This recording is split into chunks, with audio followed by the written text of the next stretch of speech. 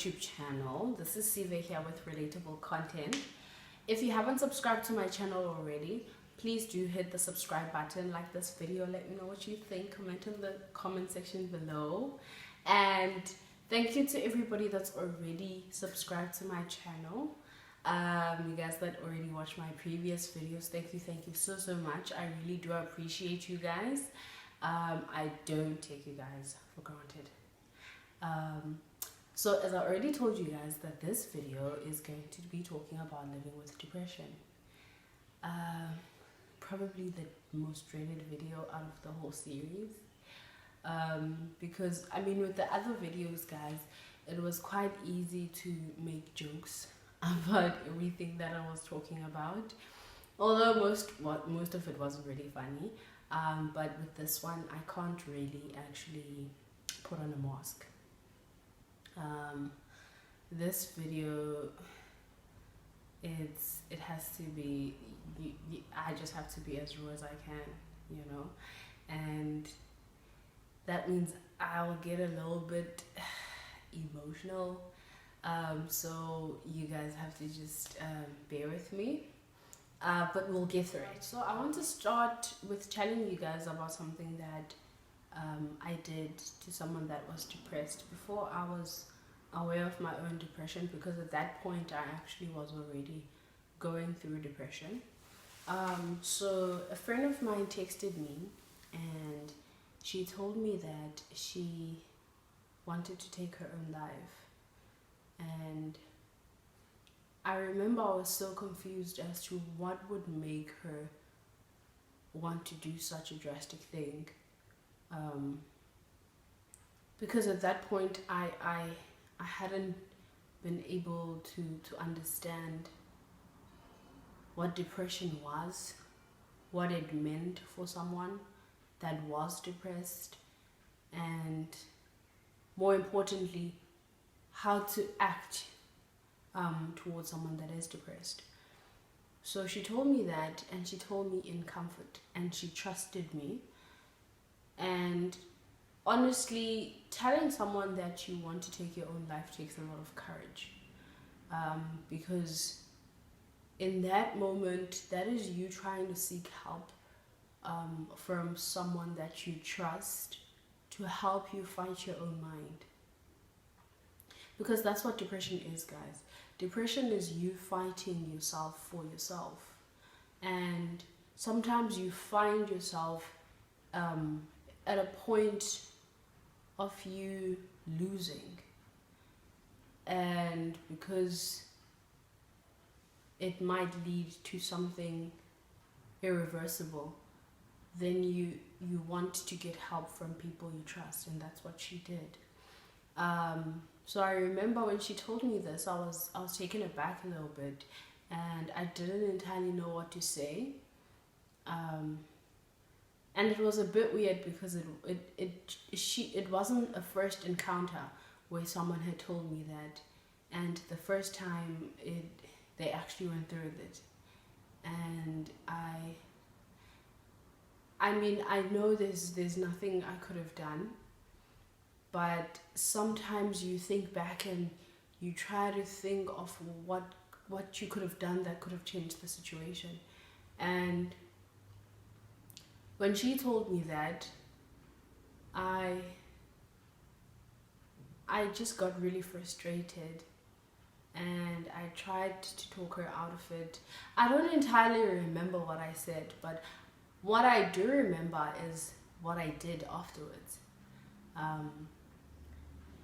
I spoke to someone, and I told them that a friend of mine told me this, and I feel like if she really wanted to do it, she wouldn't have told me.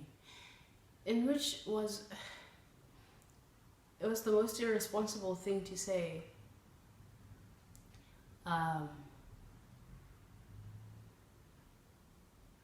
It was a painful thing to say, but gladly I didn't say it to her, but the fact that I said it, you know, and I didn't realize the magnitude of of negligence that came from me with saying that up until the moment that I also found myself in her situation. I remember it was 2018, August, September. And in 2018, I went through quite a lot for quite some time. And I kept going in and out of the thought of taking my own life. But every single time I'd try and get someone to talk me out of it. And I always found someone that was kind enough and patient with me, to make sure that I came out okay in the end. But things got a little hectic sometime in August, September. And I remember that time of my life, I felt like I was losing my mind, quite literally. And there was a guy we got arrested with that ended up in a psychiatric hospital. So when I got the feeling that I didn't feel like myself, you can't really know what a person that goes crazy goes through, but I felt like that's exactly what was happening with me. So I got scared a little bit that maybe I might end up in the same place as well.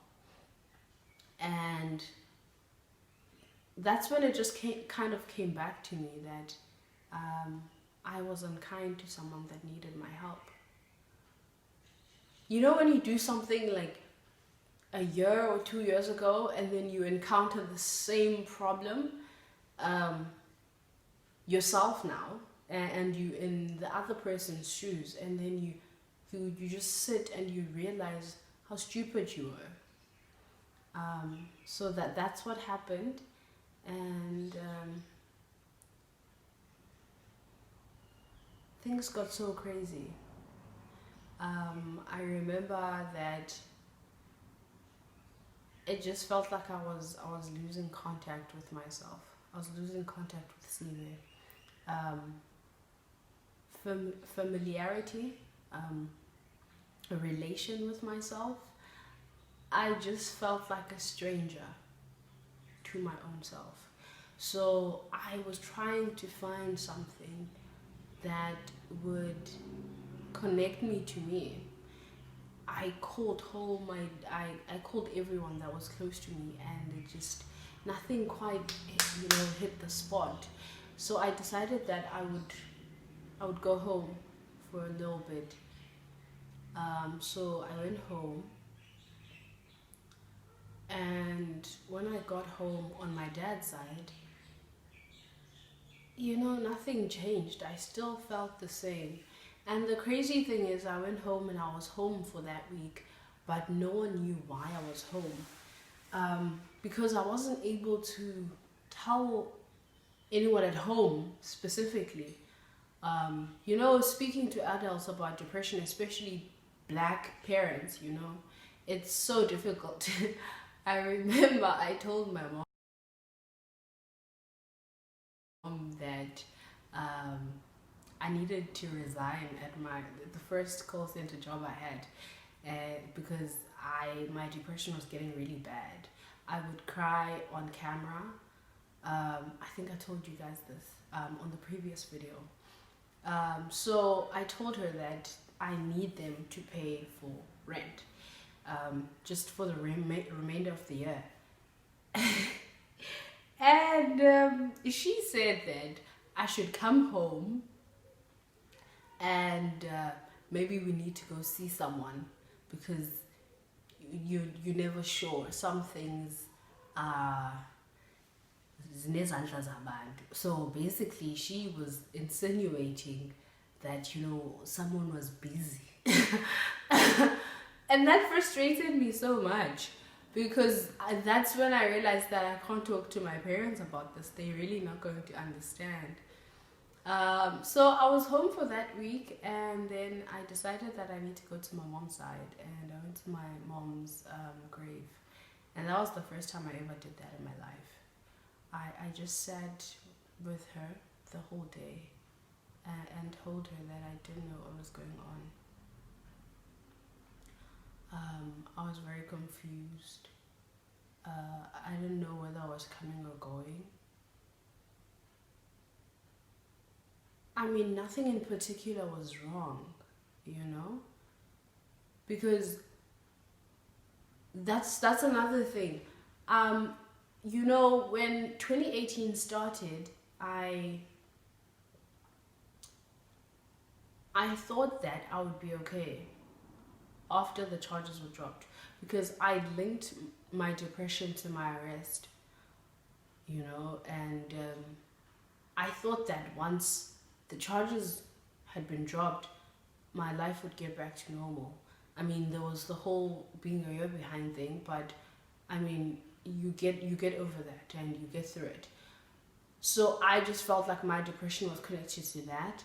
So when I wasn't okay after the charges were dropped, I just didn't understand what was wrong, because in my mind, I'm like, nothing is wrong anymore. So what's wrong with me, you know?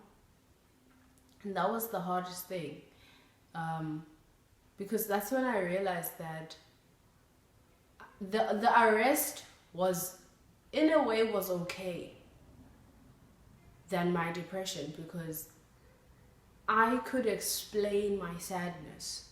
I could tell people that the reason why I'm sad is because of A, B, C, D. I keep going to court and all of those things. The arrest affected my external environment, which in turn would then have an effect on my internal environment, which I could explain because everybody knew what was going on. But with depression, it's your internal environment that will have an effect on your external. So with people are not going to understand what's going on with you. It's very difficult to explain something that's going on inside of you. It's exactly like when you're sick. Maybe there's a part on your body that's painful. It's so much easier to say I have a headache than it is to say that I don't feel okay. You know, that's the hardest thing, because at least with physical pain you can point where it hurts, but with depression there is no pointing to a hurt. You only just feel it, and the hardest thing is that you don't understand it. You don't know how to articulate what you're feeling. All you know is that you're drowning, and it just feels like there's nothing you can do. There's nothing anybody else can do for you. So I remember I sat there on my mom's grave the whole day, and I told her that I don't know what's going on with me. I don't feel like myself. I don't feel like I have control over my own thoughts. It just felt like I just sunk in my own brain. And I was just on some weird autopilot that was run by something so dark and so draining and empty. But I mean, that helped me in a way, because I don't think in 2018 there's ever been a better day than that day. Every other day just felt like it was a whole repeat of sadness. But you know, that one day, it was so much easier to talk to someone that you know is not going to judge you. Moreover, someone that's not even going to be able to respond and let you know what they think, you know? but it just felt like I was actually talking to her. So after that, I left feeling better, and I went back to Cape Town, and things just things just, I don't know what was going on in 2018. Things just got worse, man. They really did. But I mean, depression really strips away all of you. The person that you thought you were, your thoughts, everything just feels manufactured. I don't know if that makes sense. It feels like there is someone that is controlling what goes on in your life, what you think, what you say, how you even speak.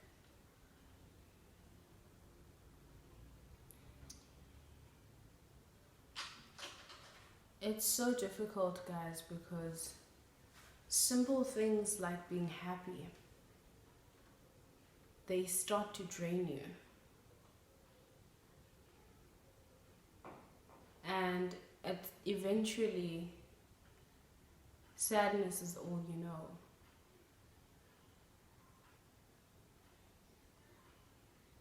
It's all you're familiar to. And it's the only thing that you trust is constant in your life. Because a moment of happiness it passes by very quickly. And not only that, but it leaves you drained, it leaves you empty. Because you had to give out something that your internal environment isn't really capable of. And that's how it drains you. I remember in 2018, a friend of a friend was having a baby shower, and I was invited to it.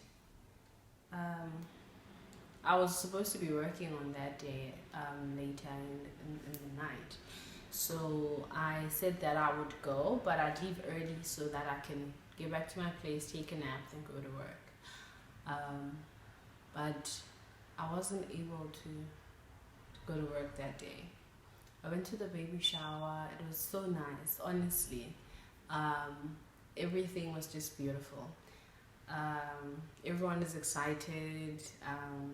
There's about to be a new human that's going to come into the world, and we were all very excited and happy about it. But when I left, I was so tired. I was so drained. I felt so empty. And I remember that year, that was the first time I'd ever been to a gathering. Because gatherings do really require you to smile and to be present and to be happy.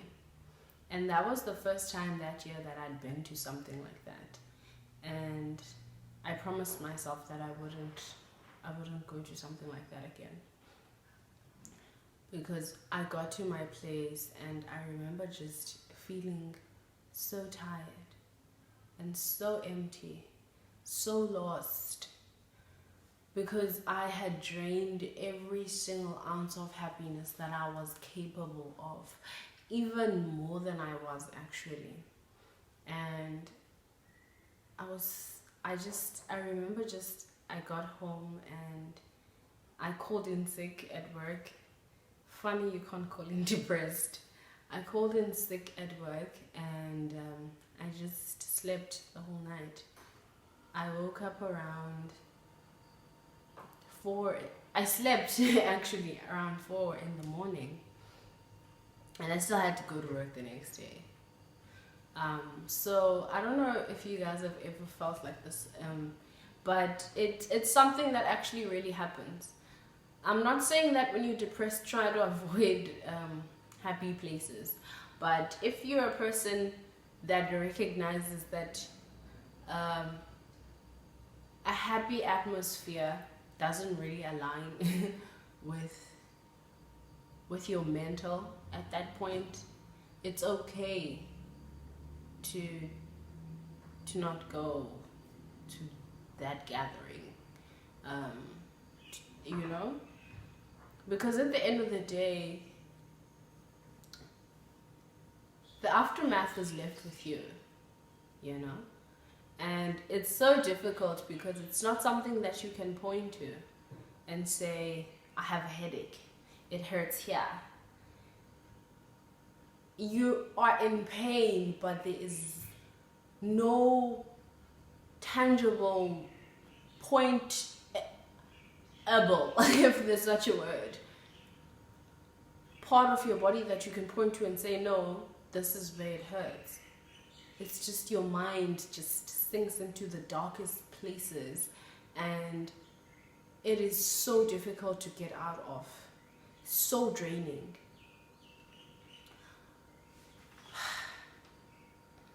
And the worst thing is you try to understand what's going on. You try to figure out what your mind is going through. Like I said, it just feels like you're not really yourself. So you're constantly trying to understand this you, but there's nothing that you can relate to. You don't know what's going on, you don't understand it, you don't know how to articulate your emotions.